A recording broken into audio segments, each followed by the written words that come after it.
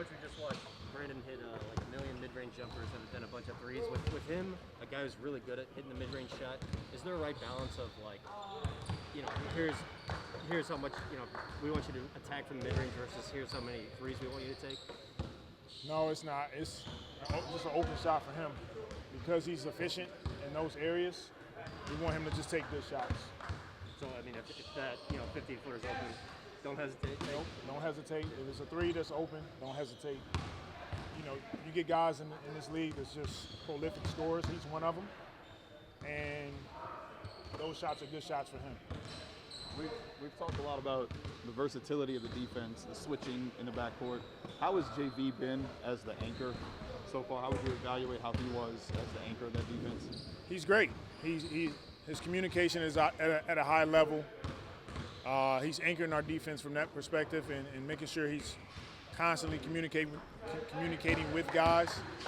We just got to continue to try to put him in a good position. And what I mean by that is with our guards, being aggressive, physically getting over screens or getting under screens, allowing JV, Jackson, Billy to protect the basket and not have to be up readying a ton. And just following up on some of the injury stuff, is everybody but Zion available tomorrow to the best of your knowledge? To the best of my knowledge so far, yes. If anything were to change, we would let you guys know. And did everybody go through full practice today but Zion? Yes. Did you have any reaction when you realized that the first game as head coach was going to be against Philadelphia based on your playing for him? Yeah, I did. I'm amazed that it's working out this way. The first team that I played for coming into the NBA drafted was Philadelphia, and the second team was New Orleans. And so now I'm coaching in New Orleans, which is a blessing, and I'm playing against an organization, community, city that I'm very familiar with. You create a rivalry.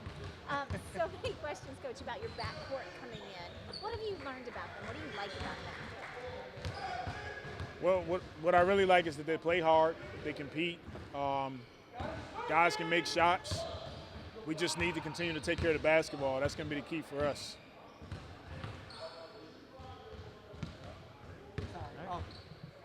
I know you have your own team to worry about. How much do you follow what's going on in the league, if at all, with Philadelphia? And I know you have a relationship with Doc Rivers. Do you pay attention, even just as somebody who's in the league and works in the league and is a part of the league? Yeah, sure. I mean, we watch, ESPN and Twitter and what have you, so we get some of the updates and some of the news that's going on in the league. And so I don't pay a ton of attention to it, but I do watch from time to time. And like you've been around the game for a while, like, has there always been, I don't know, how much more difficult has like social media and like Twitter and stuff like that then made it to like just deal with, like normal stuff that happens over the course of the season? Yeah, I think it's twofold. On one end of the spectrum, it's great because you have a ton of access and knowledge and information that we just didn't have. And then on the flip side, it can become too much. And so those are times where you just kind of got to shut your phone off. And I like kind of more old school, just watch ESPN or just watch some TV news sometimes, rather than being on my phone on the social media platforms.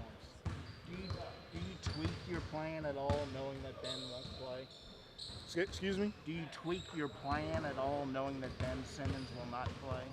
Not much. We were preparing both ways that it's a possibility that he could play and it's a possibility that he wouldn't play. Our plan is going to be our plan. They're a good team. They're well coached, an experienced team.